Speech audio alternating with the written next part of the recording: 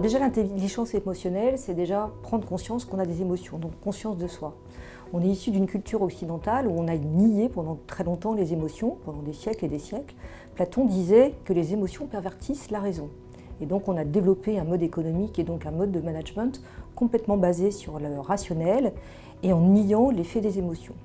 Mais heureusement, ces dernières années, les neurosciences se sont développées et d'autres chercheurs comme Damasio, en 1995, a démontré qu'en fait, qu'on ne prenait aucune décision sans l'intervention de nos émotions. Donc c'est ce premier stade de prendre conscience de soi, prendre conscience de ses émotions et aller après prendre conscience des émotions aussi des autres, ce qui est important notamment dans le management. Alors pourquoi ce sujet aujourd'hui est important en entreprise? C'est parce que, je viens de le dire, le monde rationnel a très bien vécu dans un monde stable. Et donc on a bien vu Taylor qui a mis en place l'organisation scientifique du travail. Donc voilà, les collaborateurs qui étaient là pour exécuter, c'était stable, tout allait bien. Et aujourd'hui, dans un monde VUCA, en fait, où il y a beaucoup d'incertitudes, beaucoup d'ambiguïté, eh bien, on ne peut plus se baser sur les compétences dites les hard skills en anglais, en fait, les compétences métiers, les soft skills. Enfin, les soft skills prennent le dessus, puisque les hard skills, en fait, sont obsolètes très rapidement. Donc aujourd'hui, les entreprises vont chercher plutôt des talents qui sont des personnes qui vont être plutôt adaptables, qui vont apprendre à apprendre tout au long de leur parcours professionnel. Et tout ça fait référence à l'intelligence émotionnelle qui est l'une des soft skills.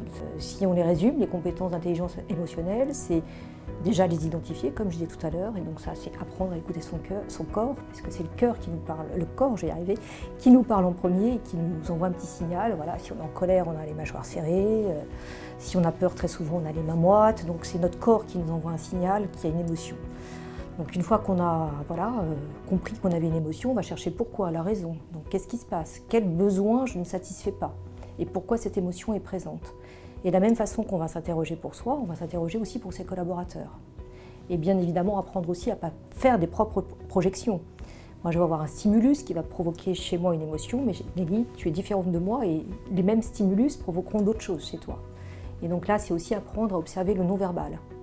90% du langage, en fait, est non-verbal. Donc ça, c'est très important. Autre compétence de l'intelligence émotionnelle, c'est apprendre à exprimer ses émotions. Et ça, c'est pas toujours facile. Et là, j'ai envie de dire que c'est très important de parler de ses émotions en parlant « je ». C'est vraiment le moment où il faut parler « je ». C'est pas « tu me mets en colère », mais c'est « je ressens de la colère ». Parce que si je dis « tu me mets en colère », tu peux te sentir attaqué. Donc ça, c'est pour soi, pour la conscience de soi et pour la conscience des collaborateurs. Ça va être leur poser des questions ouvertes pour les inviter et les aider à exprimer leurs émotions. Ce que tout le monde ne sait pas faire et fait difficilement parfois. Et puis après, c'est comprendre aussi les mécanismes des émotions et de savoir les réguler. Et de savoir que chaque émotion répond à un besoin et d'aller réguler. Donc quelqu'un en colère, au contraire, il faut le pousser à exprimer sa colère. La colère, elle passe par l'expression. Il faut que la colère s'exprime. La tristesse, c'est accepter que ça puisse prendre du temps. On peut être triste pendant très longtemps et c'est normal. Et la tristesse, elle sert à gérer les séparations, donc à gérer les deuils. Et les deuils aussi dans les entreprises, des services de restructuration, donc des services qui vont être restructurés, des collègues qui vont se séparer, des projets qui se terminent. Voilà, c'est aussi apprendre à célébrer et avoir des rites autour de la séparation. La joie, c'est l'émotion qui va nous relier les uns les autres. Donc c'est fêter les succès dans les équipes. Voilà, on a signé un contrat, le fêter, et c'est comme ça que les équipes vont pouvoir se souder. On a parlé ce matin de solidarité, mais ça va créer aussi de la solidarité. Et puis la peur aussi, il faut reconnaître la peur. Et parfois, on voit dans les entreprises des personnes qui se mettent en colère, mais en fait, c'est parce qu'elles ont peur. Par exemple, si on propose une promotion à quelqu'un, la personne va être très flattée, elle va être ravie, mais au fond d'elle, elle peut se dire « Oh là là, est-ce que j'ai toutes les compétences? Est-ce que je vais y arriver? Est-ce que je suis à la hauteur ?» Et donc, cette personne pourrait se mettre en colère alors qu'en fait, elle a peur. Donc, en tant que manager, c'est aussi apprendre à aller chercher ces informations-là pour accompagner son collaborateur. Donc c'est un domaine très vaste, très riche, qui est sur l'humain.